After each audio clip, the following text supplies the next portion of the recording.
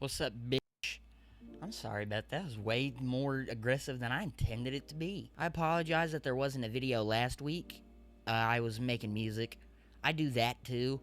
I'm not advertising it. You don't have to go check it out, but that's why I wasn't over here. Anyways, I was kind of rushed for a video this week, so I decided to actually sit down and write this one out. So it's not rushed in a production sense, just in like a I couldn't think of a different idea, so I used one from the vault. Today I'm going to be going through some unfortunate and just weird deaths throughout history, starting earlier and then getting progressively more recent, if you would say. But, without any further ado, let's get into this first one right here. And we're going to be talking about Zeuxis. Zeuxis was a late 5th century, early 4th century Greek artist who was famous for his highly realistic works, of which none remain in existence anymore. So all of these accounts of his artistry and everything, entirely anecdotal. We don't know if he was... I mean, we do. Like there's accounts that, say... I don't know if they confirm it. He was an artist, alright? That's all you gotta know. And he was supposedly really good at realism, making these super great paintings. I don't know. Nevertheless, he was said to have found great success in his endeavors, with him even entering a contest to see, between him and this other dude, to see which one of them was the better artist. His picture was of grapes, and this was said to be so realistic that birds were flying down to peck at them. Like, the painting of these grapes was so realistic, and I think this might be not true. I don't know if birds actually was pecking at this painting, but he was supposed to be pretty good at it. This had nothing to do with his death, but just a brief little backstory, because his death was pretty short and weird. According to the Roman grammarian Festus, Zeuxis died in the year 398 BC after what I can only imagine was an uncontrollable fit of laughter, caused by him looking at a portrait of an old woman that he had just painted.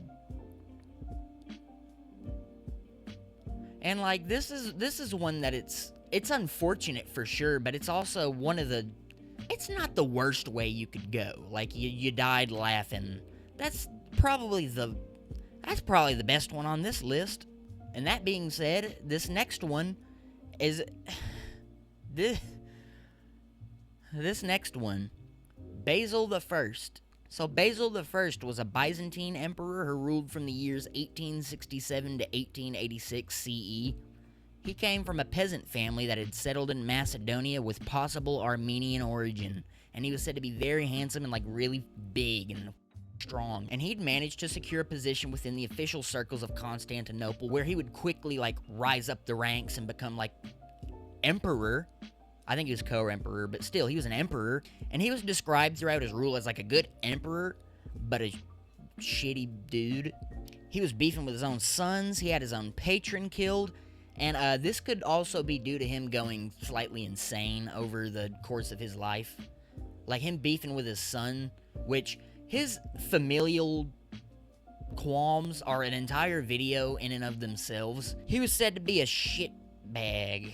And so, his life would be cut relatively short on August 29th of 1886, which was also his final year as emperor, because he died, when his belt was caught in the antlers of a deer that allegedly drugged the emperor 16 miles through the woods before an attendant cut him loose with a knife.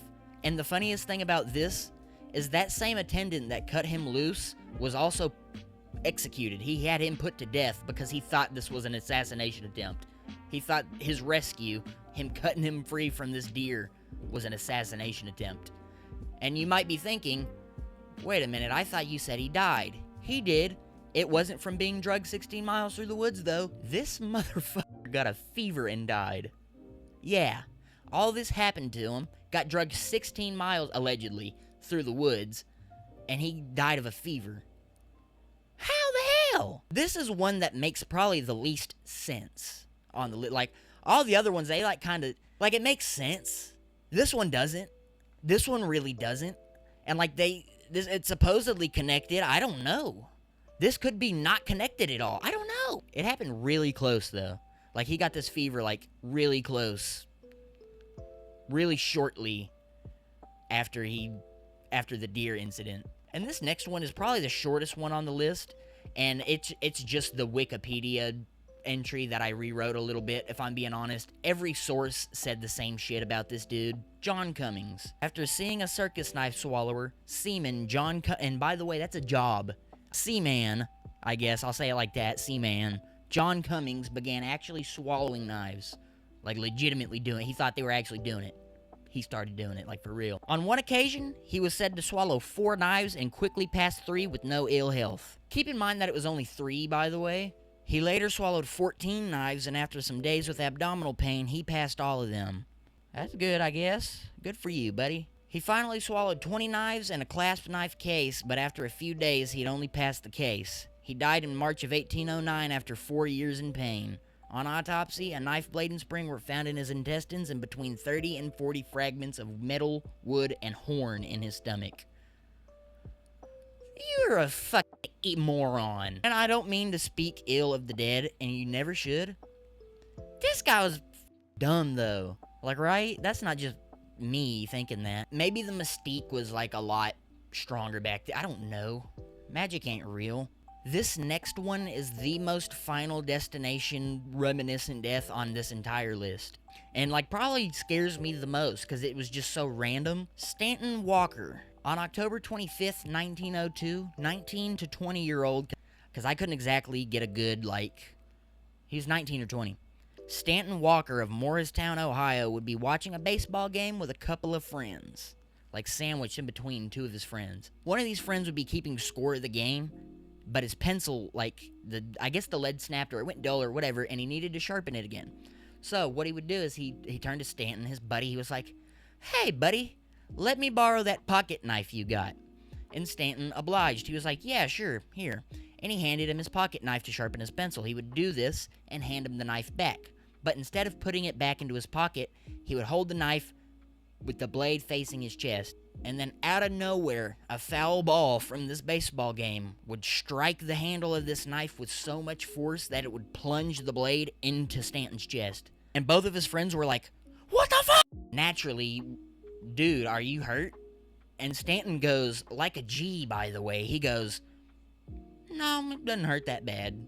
He goes, reportedly, he said, "Not much," in response to "Does it hurt?" But shortly after saying this, Stanton's wound would begin to, like, profusely bleed. Like, really, he died. And then this sad one, I'm gonna like, actually drop the kind of funniness that I've been carrying throughout the majority of this video, because this is genuinely kind of just upsetting to me, and I don't want to be funny. This was and if you watch Mr. Ballin, you might have heard this name before, and of this case. This is where I heard of this case, but the story is so just outlandish that I had to include it in this video. Monica Myers. And if you're unfamiliar with Monica Myers, Monica was the mayor of the small town of Betterton, Maryland. Monica became the mayor of this once bustling boardwalk town that was, at the time of her mayoral run that began in 1979, not doing the best. Like, it was kind of shitty. It was like a slum town.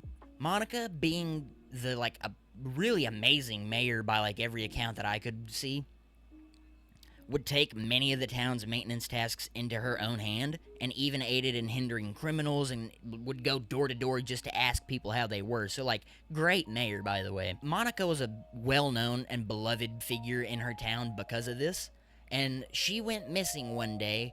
Monica would sadly pass away while performing some maintenance work on the city's sewage tanks. So, what was believed to have happened is there were these catwalks in the sewage treatment plant that she was walking on and performing these, I guess, pH tests on them, where she would have to take samples and do something, I'm not sure. She was believed to have been conducting these tests and walking along these catwalks that are elevated because these tanks are 15 feet deep. When she was believed to have bent over to take one of these tests, she slipped into one of these tanks and was found the next day face down, deceased in one of these sewage tanks. The cause of death was determined, in fact, to be drowning, which is just so awful. This is the worst one on this list, and one that I hope I treated with enough tact.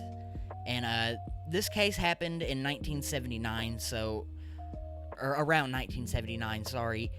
And so while it is a bit of an older case, I don't know. I'm not gonna make a joke. But what I will say is that if you don't subscribe to my channel and like this video, it's probably because you didn't like this video. In that case, leave a comment letting me know what I can improve in the next one, and I'll definitely take that into account. I will. I sound like I'm being sarcastic. I actually will. I appreciate any constructive criticism. But also, if you want to see any specific videos next, you got a topic you want me to cover, anything like that, make sure to leave that in the comments as well. If anything, just leave a comment the word fart just to boost this video if you liked it. Anything is appreciated.